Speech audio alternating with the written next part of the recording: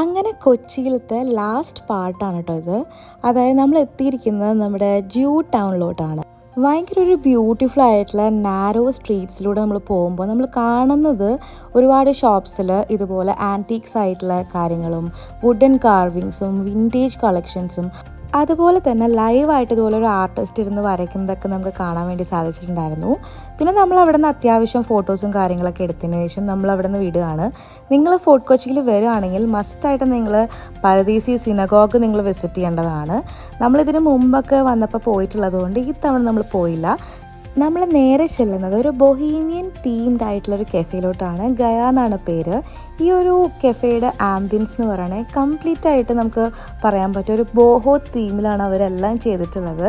നമ്മൾ നോർമൽ ആയിട്ടുള്ളൊരു കെഫേയിൽ പോകുന്നൊരു ഫീൽ ആയിരിക്കില്ല ഈ ഒരു കെഫേയിൽ വരുമ്പം. ഇവരുടെ ആ ഒരു സീറ്റിംഗ് അറേഞ്ച്മെൻറ്റും ആ ഒരു മൊത്തത്തിലുള്ള ഒരു വൈബ് ഡിഫറെൻ്റ് ആണ് വേറൊരു കെഫേ വെച്ച് കമ്പയർ ചെയ്യുമ്പം.